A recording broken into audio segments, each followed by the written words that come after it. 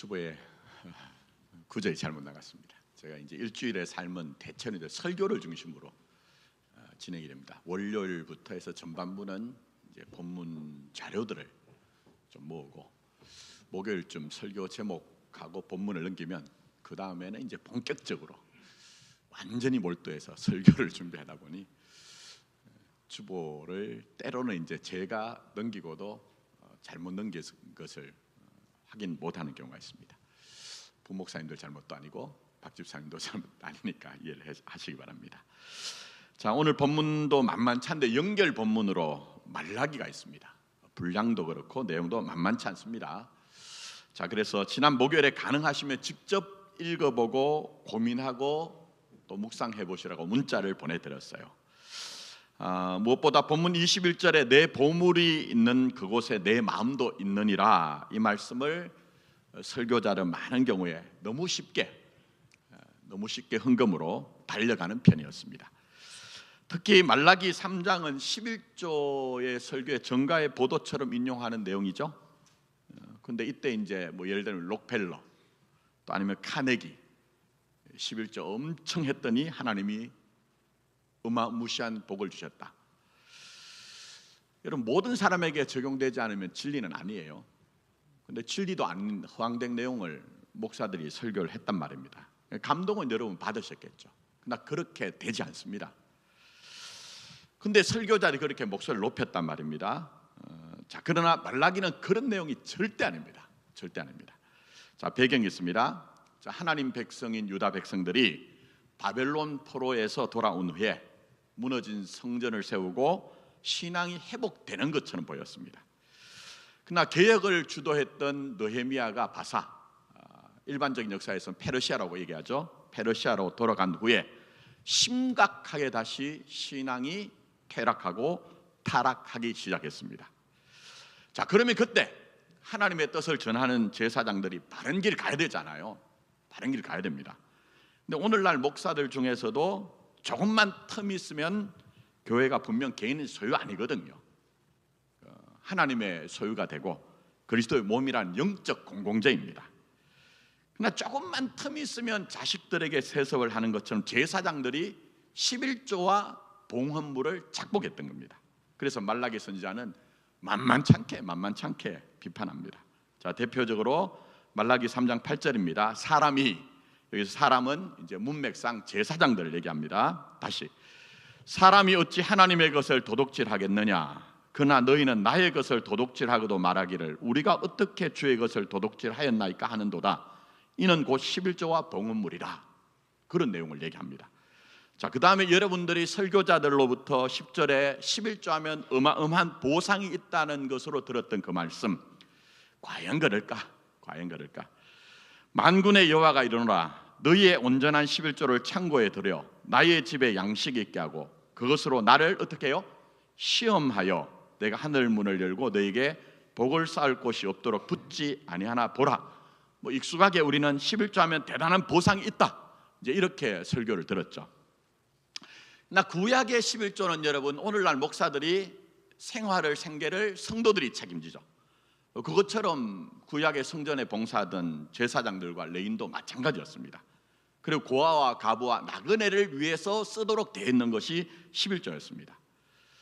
자, 그럼 만약 11조가 하나님의 나라의 그 법과 식대로 지켜졌다고 하면 약속의 땅인 이스라엘은 모자람이 없어야 됩니다.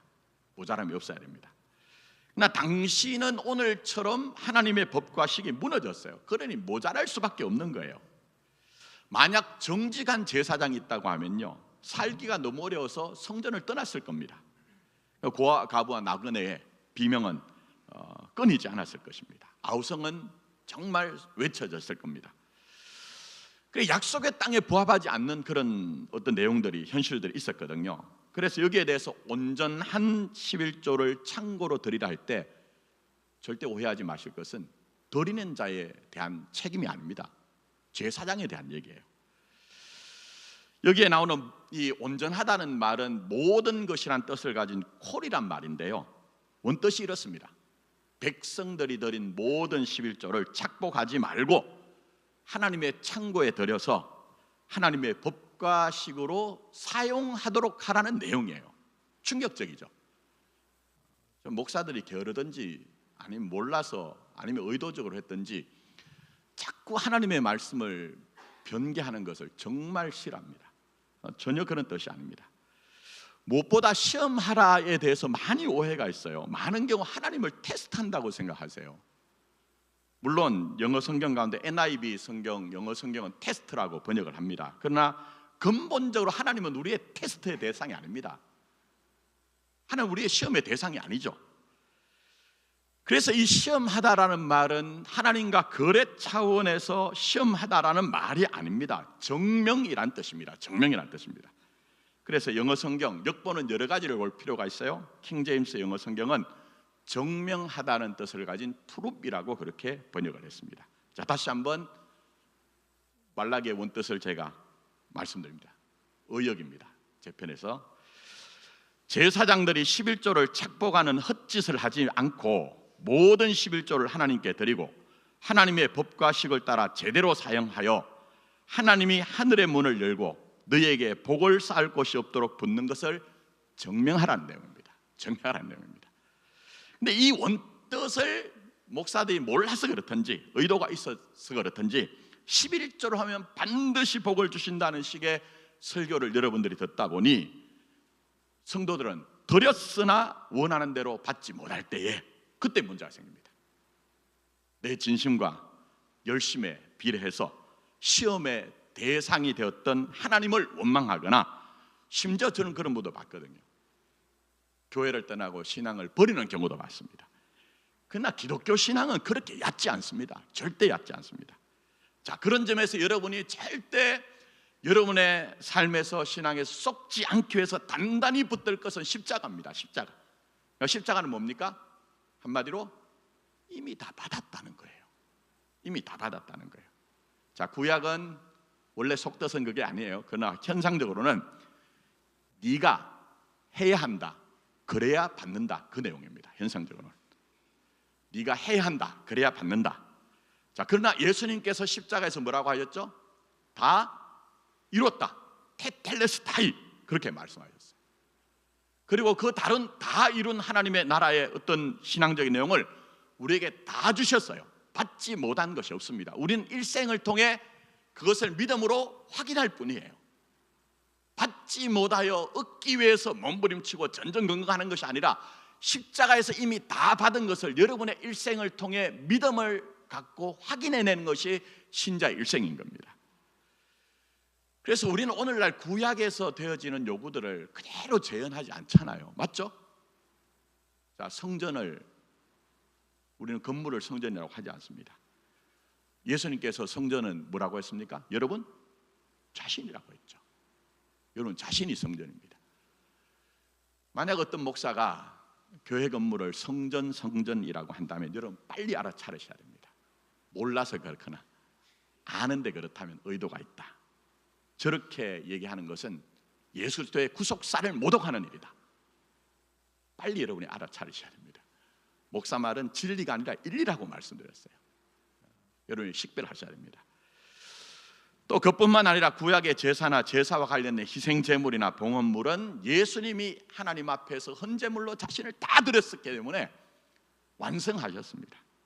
그래서 우리는 지금 제사를 드리는 것이 아니라 뭐죠? 감사로 예배를 드리는 겁니다. 제사를 드리는 것이 아니라 예배를 드리고 있는 겁니다. 자, 그러니 십자가로 다 이루셨다는 진리를 단단히 붙드셔야 합니다. 이거 놓치면 절대로 안 됩니다. 자, 그러나 이렇게 또 설명드리면 충분한 설명이 아니다 보니 꼭 어떤 질문이 있느냐면, 그러면 우린 어떤 헌신이나 책임 없이 살아도 됩니까? 하는 아주 가난한 의문과 질문을 하는 경우가 있습니다. 자, 그렇지 않죠? 자, 그래서 지난 목요일에 문자로 보내드렸죠. 하나하나 짚지는 못해요. 시간 관계상 늘 부족하기 때문에. 자, 고린도전서 16장에는 로기아, 고린도후서 8장과 9장에는 하플로테스, 그 다음에는 이제 다시 고린도후서 8장에 하드로테스, 9장에 유로기아, 그다음 로마서 15장에 코이노니아라는 전혀 다른 용어들을 사용하나 우리는 그 내용을 담아가지고 연보라고, 우리 성경에는 연보라고 그렇게 번역을 했습니다. 분명한 건 뭡니까? 십자가 이후에 탄생한 신약교회도 신앙적인 책임이 있다는 겁니다. 이걸 놓치면 안 됩니다.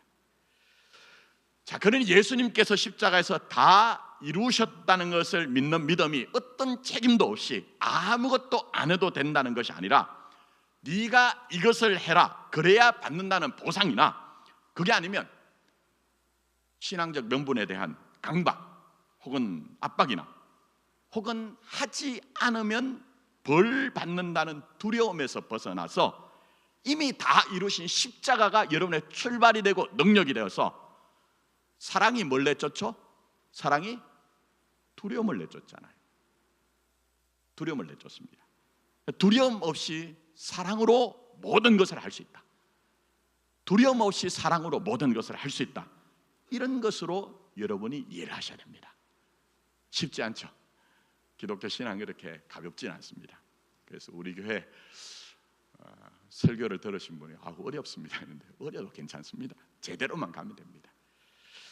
자, 그런 점에서 한 가지만 제가 실제적인 것을 말씀드리면, 11조 얘기를 앞에서 했으니 좀 이어가자면, 우리 교회 멀티연금 봉투, 그 안에 제 목회관이 충분한 건 아니지만 바꿔나가고 있습니다.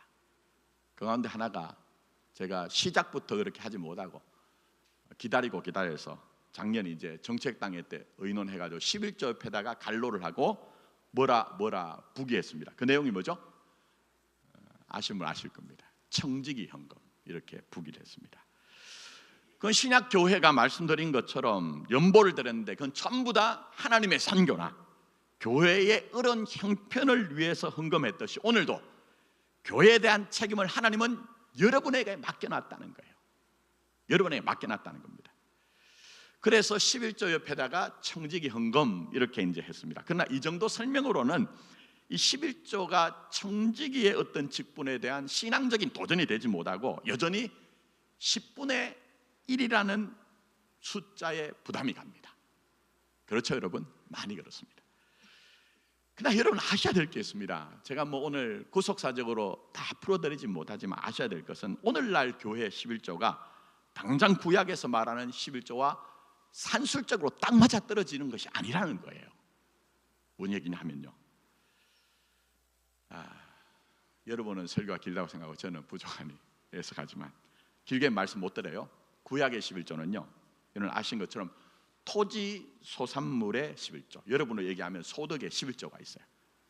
그리고 매 3년마다 구제용의 11조가 있습니다. 이걸 딱 계산해 보니까 11조가 아니라 10의 2조가 넘어요.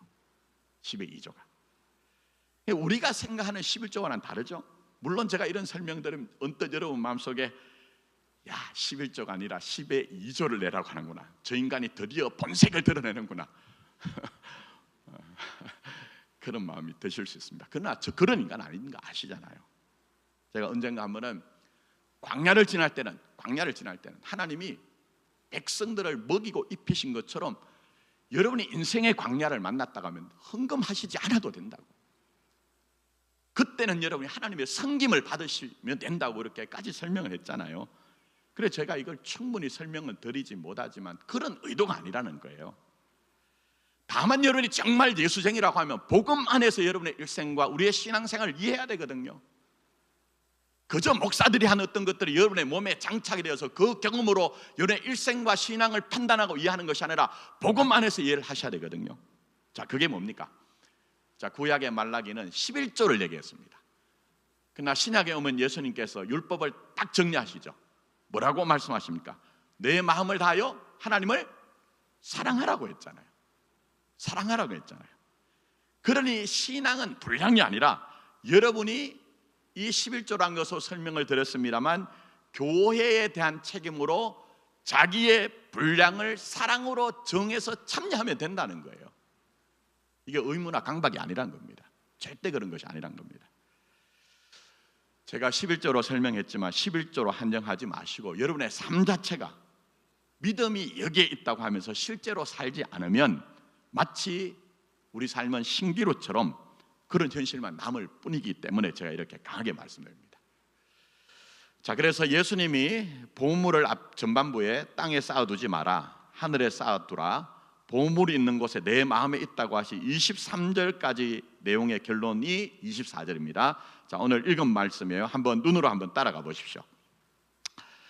한 사람이 두 주인을 섬기지 못할 것인 혹 이를 미워하고 저를 사랑하거나 혹 이를 중히 여기고 저를 경히 여김이라. 너희가 하나님과 재물을 겸하여 섬기지 못하느니라고 하시는데, 여기서 꼭 아실 것이 있죠. 그게 뭡니까? 더 사랑하는 것이 주인이라는 거예요. 이해가 안 되십니까? 결혼하고 난 후에 저희 아내는 저를 굉장히 관심의 주목의 대상이었습니다. 근데 애 낳고는요, 저는 밀려납니다. 둘째 놓고는 관심도 없습니다. 엄마의 마음의 주인은 누구죠? 애들입니다. 사랑이 더 있는 것이 바로 주인입니다. 그러니 오늘 설교 결론은 충분히 설명은 못 드렸어요. 여러분 마음이나 사랑이 어디에 있나 하는 것을 식별하라는 겁니다. 그게 신앙입니다. 여러분의 사랑과 여러분의 마음이 어디에 있는가 하는 것들을 늘 식별하는 겁니다. 그게 신앙생활입니다.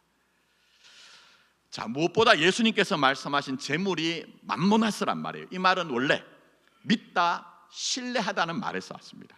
자, 그러니까 고대로부터 지금까지 항시 돈은, 물질은요, 우리의 신뢰 대상입니다. 그렇지 않습니까? 돈 있으면 든든합니다. 그 속일 필요 없습니다. 우리 그래서 뭐니 해도 뭐가 최고라고요?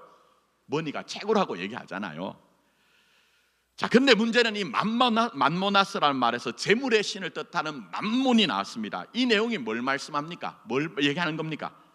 돈이나 물질이 하나님보다 더 깊은 신뢰 대상이 되면 그것이 신적 차원으로 우리의 인생에 등장함으로 말미암아 우리에게 하나님을 배제하게 하는 결과를 낳더라. 그 정도로 이 돈은, 물질은 세다. 그러니 구별해라. 네 마음이, 네 사랑이 어디 있는지 구별하라. 이런 내용인 겁니다. 제가 예전에 한 30년 전에 설교를 준비하다 보니 교육전도사 때 설교했을 때 예화가, 그때 설교는 생각 안 나는데 예화는 그래도 기억이 나요. 여러분도 그러실 것 같아요. 근데 어쨌든 그때 설교했던 예 하나 좀 생각나서 말씀드립니다. 어떤 농부의 집에 암소가 송아지를 낳는데 쌍둥이를 낳은 거예요. 쌍둥이 낳으면 좋잖아요. 너무 기쁜 나머지 이 농부가 자기 아내에게 여보 우리 소가 쌍둥이를 낳는데 정말 전적으로 하나님의 은혜야. 자, 그러니 이 두 마리 중에 한 마리는 누구께요? 하나님께. 한 마리는 우리 것으로 하겠네. 이렇게 얘기했다는 거예요. 근데 신앙 좋은 이제 아내가 물었어요. 여보, 그럼 두 마리 중에 어떤 놈이 하나님 거야? 물었다고 합니다. 그랬더니 농부가 하는 말이, 지금 당장 생각하지 말고 나중에 기다렸다 판단하도록 하지 뭐. 이렇게 얘기했다고 합니다. 자, 그리고 얼마가 지난 후에 농부가 갑자기 슬픈 기색을 띠고 헐레벌떡 아내에게 뛰어들어서 하는 말이 이런 말입니다. 여보, 송아지 두 마리 가운데 한 마리가 죽었어. 한 마리가 죽었어. 근데 공교롭게도 어떤 놈이 죽었다고요? 하나님 것이 죽었어. 얘기하더라 합니다. 사랑이 어디 있나 하는 거예요. 사랑이 있는 곳에 주인이 있습니다. 그러니 마음은 여기 있는데 실제로 마음 없이 살면 안 된다는 겁니다. 그게 바로 실제로 주인이 하나님이 아닌 것을 반증하기 때문에 그렇습니다. 자, 여기까지 여러분이 정리를 하시고, 자, 이렇게 달려오면 여러분 마음속에 오늘 목사 설교는 헌금 더하라는 설교로 다 이해가 됩니다. 자, 오해될까 해서 다시 본문으로 들어갑니다. 자, 물론 자세히 보지 못해요. 산상수는 말씀 중에 말씀이에요. 말씀 중에 말씀이어서 나중에 이제 시간을 정해서 따로 좀 꼼꼼하게 보기로 하고, 자, 일단 오늘 본문인 마태복음 6장 19절에서 34절은 살핀 대로 네 마음의 주인이 누구냐 하는 것에 대해서 예수님께서 말씀하신 거예요. 그런데 이 네 마음의 주인이냐 하는 주제는 우리의 염려와 관련이 있다는 것을 놓치지 말아야 됩니다. 우리의 염려와. 자, 그러니까 24절까지 보물을 땅에 쌓아두지 마라, 하늘에 쌓아두라. 그리고 보물이 있는 곳에 마음이 있다. 하나님과 재물을 겸하여 섬길 수 없으니 그러니 네 마음이 어디 있는가 살피라. 네 주인은 누구냐? 이런 이제 내용을 담고 있죠. 자, 근데 25절 보시면 연결됩니다. 그러므로 앞에 있는 내용과 연결되죠. 그러므로라고 하시면서 그 아래 내용은 무엇을 먹을까 마실까 입을까로 대표되는 세상에서 우리에게 있을 수밖에 없는 염려에 대한 말씀을 하세요. 염려에 대한. 자, 참 중요하고 의미 있는 내용인데 다 살펴보진 못해요. 일일이 보진 못합니다. 자, 한 군데만 잠깐 보면 27절. 너희 중에 누가 염려함으로 그 키를 한 자라도 더할 수 있겠느냐 할 때 이 키로 번역된 말은 키라는 말도 되지만 수명이란 말도 됩니다. 수명. 근데 제가 볼 때 수명이 더 적절합니다. 왜 그런가 하니 우리말로 한 자라고 번역한 이 말이 우리 느낌은 얼마 되지 않는 것처럼 느껴지잖아요. 나 구약 성경에 보면 규빗이라는 단위가 나오죠. 규빗이 얼마가 됩니까? 자, 이 제일 긴 중지에서부터 팔꿈치까지 규빗입니다. 적어도 50cm에서 한 45cm 됩니다. 자, 그러면 예수님 말씀하신 염려함으로 키를 한 자나 더할 수 있느냐 하는 것은 예수님의 의도는 조금도 도움이 되지 않는다는 얘기잖아요.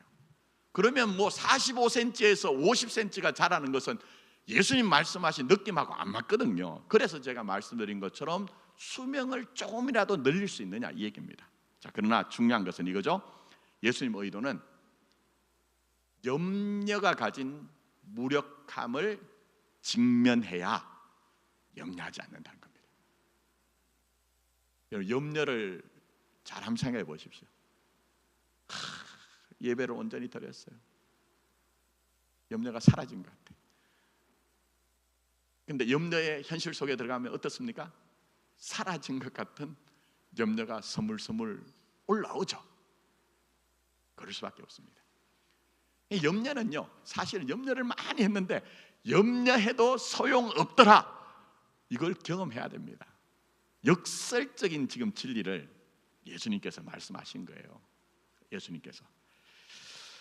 자, 그런데 이 염려에 대한 말씀이 참 무릅칠 만한 말씀을 많이 하셨는데요. 그 결론이 뭐냐? 자, 34절 오늘 제가 잘못 인쇄해서 바로잡은 34절입니다. 그러므로 내일이라 위하여 염려하지 말라. 내일일은 내일이 염려할 것이요 한날의 괴로움은 그날로 족하니라 하신데 이 말씀 모르는 것 아닙니다. 우리. 근데 참 난감합니다. 쉽지 않기 때문에 그렇습니다. 물론 저희 집의 둘째처럼 천성적으로 남들 보기에 그런 분들이 계세요. 천성적으로. 그러나 대부분, 아니 그렇게 고민과 염려가 없이 보이는 분들조차도 순백색의 종이처럼 전혀 염려 없이 살 수가 없죠. 염려 없이 살 수가 없습니다. 무엇보다 염려라는 것이요, 오늘과 내일 낮을 것이 별로 없습니다. 그렇지 않습니까? 잘 한번 생각해 보세요. 오늘 염려할 게 따로 있고 내일 염려할 게 따로 없어요. 많은 경우에 염려란 것은 오늘과 내일이 구분이 되지 않거든요. 그런데 예수님께서 이런 말씀하시니까 참 비현실적으로 들립니다. 자, 그러나 예수님 말씀하신 의도가 뭡니까? 무엇을 먹을까, 마실까, 입을까로 상징되는 세상살이에 대한 염려가 주인이 되면 결국 손해가 너의 것이 된다는 거예요. 네가 손해 본다는 거예요. 그 처방전으로 지금 주신 거예요. 이미 앞서 재물이라고 하는 강력한 힘을 가진 대상과 하나님을 대비하여 네 마음을 이끄는 주인이 누구냐 하는 것을 식별하라고 했죠. 그 연관성 속에서 염려에 대한 처방전이 뭐냐? 너무 많이 알기 때문에 제가 읽지 않은 33절 외우시죠? 뭐라고 말씀하셨습니까? 그런즉 먼저 그의 나라와 의를 구하라. 그리하면 이 모든 것을 다하시리라. 이 말씀이 처방전이에요. 그러니까 염려의 현실 속에서 염려 붙들고 살지 말고 염려 때문에라도 먼저 그의 나라와 의를 구하는 방식으로 해결해 나가는 과정을 밟아보자. 이 내용이 여기에 있는 거예요. 이 내용이. 물론 하나님의 나라와 의에 대해서 설명하자면 한도 끝도 없습니다. 그러나 분명한 것은요, 이 내용을 종교적으로 몰고 가지 마십시오. 무슨 얘기냐? 하나님의 나라와 의를 구한다는 것에 대해서 성경을 많이 읽는다, 좋은 거죠. 나쁜 거 아닙니다. 기도 많이 해야 된다, 이렇게 해결하지 마시라니까요. 하나님의 말씀인 성경은 절대 그런 뜻으로 우리에게 주신 것이 아닙니다. 오히려 제대로 성경을 여러분이 조금만 보시면 성경에 나온 하나님의 나라와 의는 여러분이 무엇을 먹을까 마실까 입을까 하는 현실 속에서 하나님과 함께 사는 거예요. 하나님과 함께 사는 거예요. 성경에 나오는 분들 중에 그렇지 않은 분들 계십니까? 저한테 한번 그런 분 있으시면 저한테 얘기를 한번 해주세요. 자, 한번 보세요. 아브라함 그렇죠. 모세, 다윗, 이사야나 엘리야 같은 선지자들, 신약의 바울이나 베드로, 무명의 신자들 전부 자기 현실을 자기 혼자 산 것이 아니라 믿음으로 하나님과 함께 살았죠. 믿음으로. 그러니까 여러분, 신앙이란 것이 별난 게 아닙니다. 구별되는 거예요. 구별되는 겁니다. 하나님 없는 사람들은 세상과 자신을 주인 삼아 살 때 우리는 오직 주인이신 하나님과 함께 자기의 분량의 인생을 살아가는 겁니다. 믿음으로 살아가는 겁니다. 그것으로 족한 겁니다. 그것으로 족한 겁니다. 그런 점에서 믿음의 조상이라고 하는 아브라함 생각해 보십시오. 그가 무슨 나라를 세웠습니까?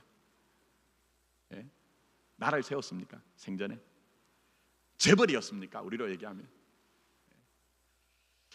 아니면 무슨 대단한 세상적인 업적을 세웠기 때문에 노벨상처럼 큰 상을 받았다는 그런 기록이 있습니까?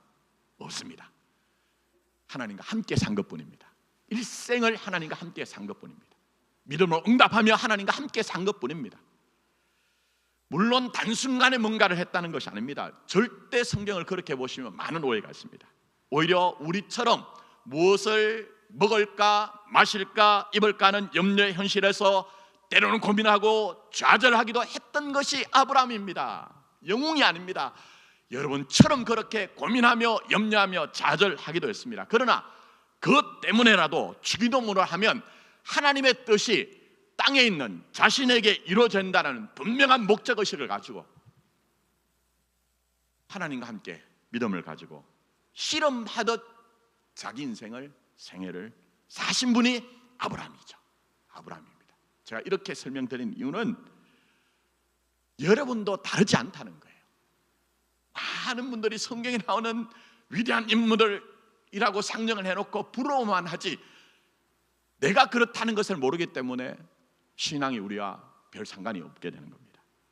그래서 이런 아브라함의 삶을 야고보서는 야고보서 2장에 뭐라고 얘기합니까? 아브라함이 하나님의 벗처럼 살았다 얘기합니다. 저는 그 표현 너무 좋아요. 아브라함이 하나님의 벗이었대요. 그러니 아무쪼록 그들만 그렇고 우리는 상관없다, 그렇게 살 수 없습니다. 그렇게 살아서도 안 됩니다. 모양은 달라도 다 마찬가지입니다. 실감이 안 나세요? 그럼 이게 여러분 이해가 되셔야 됩니다. 쉽게 말해 예수 없는 사람들은 사는 것에 대해서 목구멍이 뭐라고 해요? 목구멍이 포도청이다. 입에 풀칠하기 위해서 산다는 초라함, 비루함으로 이해합니다. 그렇지 않은 사람이 없습니다. 제가 목회하면서 만나본 모든 사람들이 다 그렇습니다. 진짜 잘 나가는 분도요, 저희 교회에서는 그런 분들을 그렇게 많이 만난 편은 아니에요. 그래도 우리 교회도 새 가족들이 올 때 이렇게 저렇게 세상에 대단한 분들이 왔다가 떠나기도 했습니다만 만난 경우도 있어요. 그런데 진짜 송얘기해 보면요, 단 하나예요. 목구멍이 포도청이어서 입에 풀칠하기 위해서 산다. 이거 떠날 수가 없습니다. 자, 그러나 예수님은 우리의 삶에 대해서 전혀 다른 얘기를 하십니다. 자, 오늘 본문 읽지 않은 부분이에요. 26절부터 여러분의 삶은 이런 것이다 얘기합니다. 자, 26절부터입니다. 공중의 새를 보라. 심지도 않고 거두지도 않고 창고에 모아들이지도 아니하되 너희 하늘 아버지께서 기르시나니 너희는 이것들보다 귀하지 아니하냐? 너희 중에 누가 염려함으로 그 키를 한 자라도 더할 수 있겠느냐? 또 너희가 어찌 의복을 위하여 염려하느냐? 들의 백합화가 어떻게 자라는가 생각하여 보라. 수고도 아니하고 길쌈도 아니하니라. 그러나 내가 너희에게 말하노니 솔로몬의 모든 영광으로도 입은 것이 이 꽃 하나만 갖지 못하였느니라. 오늘 있다가 내일 아궁이에 던져지는 들풀도 하나님이 이렇게 입으시거든 하물며 너희일까 보냐 얘기했습니다. 일하지 않아도 된다는 그런 얘기는 아니에요. 설명을 드리지 못하지만, 그러나 내용은 여러분이 하나님의 자식이기 때문에 여러분의 생존을 하나님이 책임지신다는 겁니다. 그러니까 하나님이 여러분을 책임지는 무대와 현실이 뭡니까? 무엇을 먹을까, 마실까, 입을까 하는 삶의 현실이라는 거예요.